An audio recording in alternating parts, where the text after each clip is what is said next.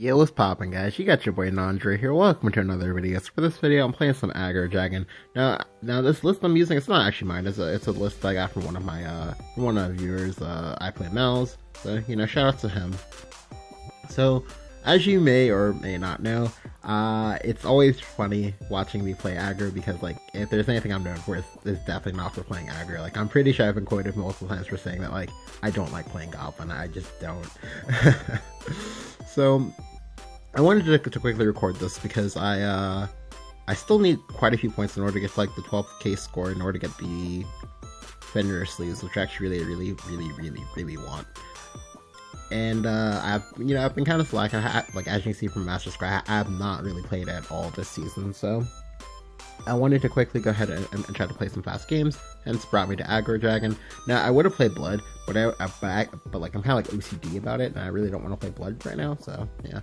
Anyway, so for the game I'm about to show you, like this game was fire. Oh my god, I had to play out of my mind in order to win this game, and I had to get lucky with a few things too. So let's go not from the game.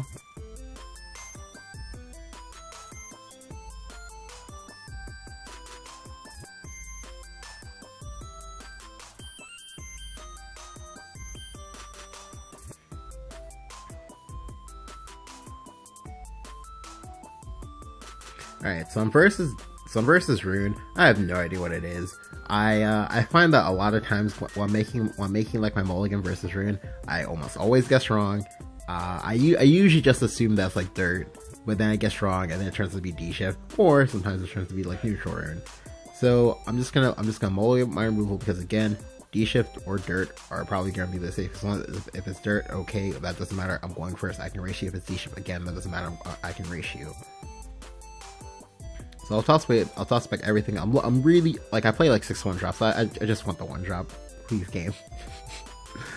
I pick up double Blazing Breath. So if he is D-ship, this is awful. This means I probably lose the spot. I pick up a Forte 2. It's not good. It's not looking good for me right now. He plays Scrap Iron Smelter. So the Scrap Iron Smelter, it doesn't tell me anything. So when you're trying to figure out whether or not it's dirt or whether or not it's like D-ship, their turn 1 matters a lot. Like if they play Insight, well, you know it's D-ship. But if they play Smelter, they may not be. They may be dirt rune. They're probably dirt rune, but they might not be dirt rune. They might actually just be dirt D-shift. So here I pick up the Mashusu. The Mashusu is great. It now means I can thankfully play the game, and I'm not just gonna break and die. So what I'll do here is I'll play the Mashusu. I'm expecting him to want to play Magic Illusionist because again, this sigil means that he's probably dirt rune.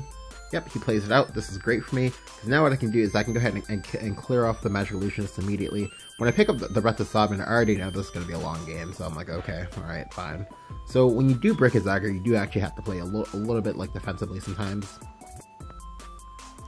Now, it does get kind of scary, because like, because as I said at the start, I have 6 1-drops in here. This means if I find these 1-drops, they're going to suck. I pick up a second Salamander, I'm like, oh my god, why? And I just go ahead and clear and go face for 2. So this play will possibly come back to bite me in the ass. The reason why is because like, okay, so if I trade and I play Dragoon Scyther, it means that he has to pass his turn again in order to go Piercing Rune, because if he plays anything else, whatever he plays is going to die in the trade, and I don't think he wants that. However, it does actually expose myself to getting, well, Either way I make the play, I still get punished for something. However, in his case, he has to play Halo Gold in order to establish tempo and not lose board, or he has to have Piercing Rune plus 2 drop Evo. So when he gets Dwarf Alchemist, I'm like, oh god, no, not like this, not like this, not like Doc, and he evolves it immediately. So I'm expecting Piercing Rune to want to come out, but then he trades. I'm like, oh, thank god, yes. And then he plays the Starseer's Telescope. I didn't really agree with the Telescope play, but like I have no idea what opens in his hand. I think I would just like chosen to draw a card. So here, this turn was very important. I chose to pass here. The reason why is because he knows that I'm aggro. I know that I'm aggro. And if I play out anything, what's going to happen is he's just going to evolve and he's going to kill it. I want to be able to draw cards with this Ivory Dragon. Like this Ivory Dragon is going to be one of my meal tickets in order to get back into this game. Because it's turn 5, he's at 18 HP, it's going to be a long game. I know this, he knows this. So here he goes Mage of Nightfall, and at first I'm like, oh god, am I about to get punished? Because the mage well, the mage was incredibly scary because it currently isn't stealth. It outlives Breathless Salamander, and most likely because he played out double sigil that way, the way he played out, he telegraphed to me that okay, he has Master Mage Levi in his hand, so I know that whatever I play this turn is gonna get Master Mage, but I kind of have to just bite the bullet. Additionally, I'm not in overflow yet because I didn't get ramp, which is fine. So I'll just gonna play out the Forte. Now I do and don't have to evolve the Forte. If I don't evolve the Forte, I get punished by Piercing Rune. But the Forte is going to die regardless, so I don't need to do it. If you want to have Piercing Rune, fine, play the Piercing Rune, do it. Yep, and of course he Master Mages me, so I was able to play around that. Now he will go ahead and evolve this, and this is gonna suck. I'm about to get, yeah, like, he quickly just like closed the gap on me. I was at 20, now I'm at like 11. But this is good. This is exactly the spot where I wanted to be at, because now I can not only clear both these units, I can also draw a card in the process. Yes, I'll have to use my Evolve to go ahead and trade, but like I said, I knew from the onset of this game this was going to be a long game. Like, it's very important to differentiate between whether or not it's going to be a long game or a slow, or like a fast game that's aggro. So I'll go ahead and I'll play with the Ivory Dragon here. Yep, go ahead and draw first. Good player. I pick up Scyther, and now, okay, so there was merit to me like going like double Scyther here and just clearing off everything and holding the Salamander, but then you have to realize to yourself, okay, these Scythers can always go face, this Salamander can never go face, and this is probably gonna be like the best Salamander I'm gonna get this game, so I might as well just go ahead and take it. So I'll go ahead and I'll evolve here. So now I'm currently holding on to 11 damage in hand, so I just need to find 2 more damage and I can win this game. But I also have to not die in the process. Yep, because here he just demonic strikes my face. I'm like, oh god, not like this. Okay, so now this turn is honestly, in my opinion, very important for 2 reasons. It's one of the turns that kind of like decides the game. So a play that I could have done here was just kind of said screw it and just go Forte plus Mishusu, Evo the Mishusu. However, one thing you have to look at right now is that you have to look at my play points. I'm in an awkward spot where I can't really double spell, which is to say I can't like play like 2 cards in one turn unless I go 5 PP plus 3 PP this turn.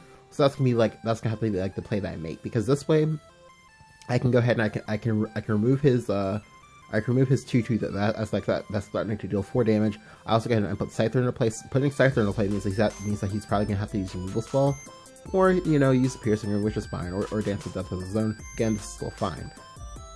But it's very important that my health does not dip down any lower than it is. Like, if I go to 6 HP or below, that's scary, because it means that, like, oh, any 2 burn spells he has will kill me.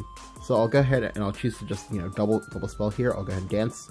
I'll go ahead and play out the Scyther. Now I play out the Scyther, but I don't evolve. I don't need to evolve the Scyther, because that's not good. Because, like, I know that he has Dance of Death, I know that he has Mutagenic Bolt. All of these punish me for evolving, primarily the Dance of Death the most. So I don't need to evolve here. Like, I don't want to give him any information. I don't want him to know exactly what it is that's like in my hand. But here he plays that Carl. I'm like, oh my god, no.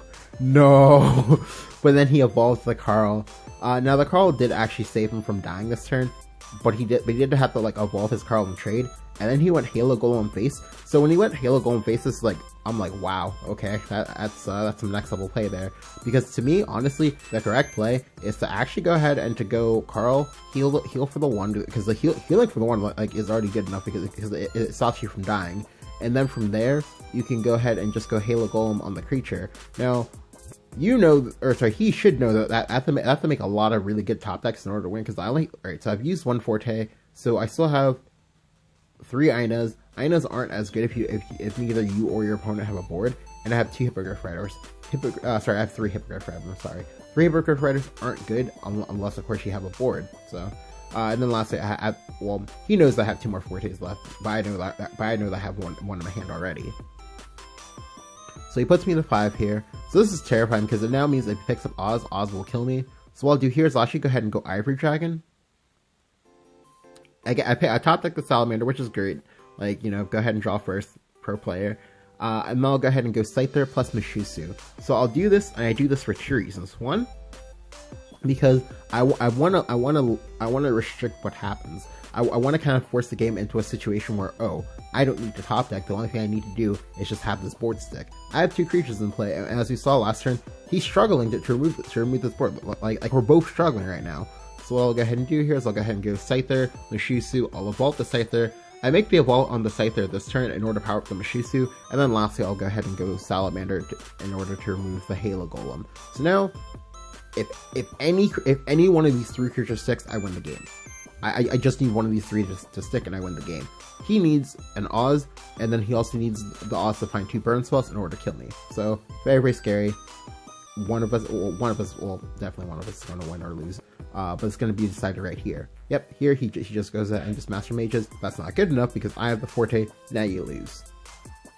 Now this game is a game that, like, I'm pretty sure a lot of people playing this game would have lost this game just because, like, just because of that turn, I think it was turn 5 play with the not playing up the Average Dragon. A lot of people would have played the Average Dragon there, and they would have lost for that. Like that just goes straight that, like, yeah, playing aggro does actually have some, like, skill intensive points in it. Now, granted, the list I'm using, I was going to go ahead and tweak it and like take out 1 Blazing Breath for a second Dance of Death, but, like, I never got around to it. So yeah, like, it's just really awkward there that I was able to pick up all of my removal spells, and then it just happened to, like, work. But, like, you know, sometimes it happens, and you know, we take those. But yeah, if you enjoyed the video, go and leave a like, go and hit the subscribe button if you haven't. Thank you guys for watching, and I will catch you guys next time.